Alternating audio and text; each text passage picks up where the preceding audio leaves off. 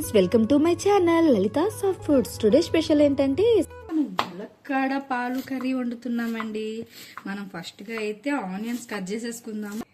టమాటా కూడా కట్ చేసేసుకుంటున్నాం. మనం చూసారు కదా, ఇలా చిన్న చిన్నగా చాప్ చేసేసుకోండి. మనం పచ్చిమిర్చి కూడా ఇలా కట్ చేసుకొని పెట్టేసుకున్నామండి. డ్రమ్ స్టిక్ చూసారు కదా, ఇలా చిన్న చిన్నగా కట్ చేసుకొని పెట్టుకోండి. ఆయిల్ అయితే పోసేసుకుందాం. పచ్చిమిర్చి వేసేసాను, ఆనియన్స్ కూడా వేసేసుకుందాము.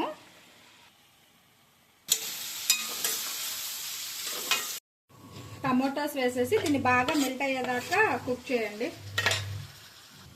డ్రమ్ స్టిక్ కూడా యాడ్ చేసేస్తున్నాను, ఎందుకంటే కుక్ అవ్వాలి కదా. సో ఈ విధంగా కలిపేసి సాల్ట్ వేసేసుకుందాం. ఇందులో లైట్గా పసుపు అయితే వేసుకోండి. ఆల్రెడీ మనకి కర్రీ అయితే బాగా మగ్గింది.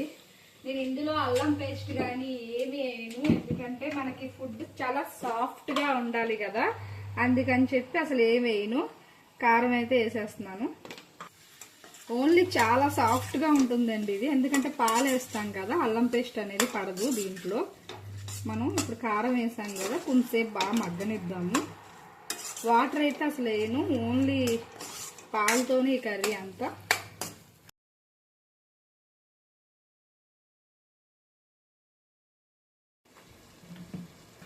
చూసారు కదా, మనకి ఈ రకంగా అయితే బాగా మగ్గింది. ఇప్పుడు మనం ఇందులో పాలైతే పోసేద్దాము. నేనైతే 1 కప్ మిల్క్ తీసుకున్నానండి. ఇందులో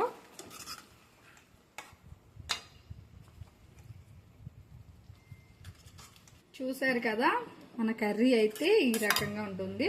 ఇంకొక 5 మినిట్స్ మనం అయితే దీని మీద మూత పెట్టేద్దాము. ఒక 5-10 మినిట్స్ కుక్ చేస్తే పాలు బాగా కుక్ అవుతాయి. ఆ తర్వాత కొత్తిమీర జల్లుకొని దించేసుకుందాం. చూసారు కదా, మనకైతే పాలు మునక్కాయ కర్రీ రెడీ అయితే అయిపోయిందండి. చూసారు కదా, చాలా టెంప్టింగ్ గా ఉంది. సో మనం అయితే కొత్తిమీర చల్లేసుకుందాము.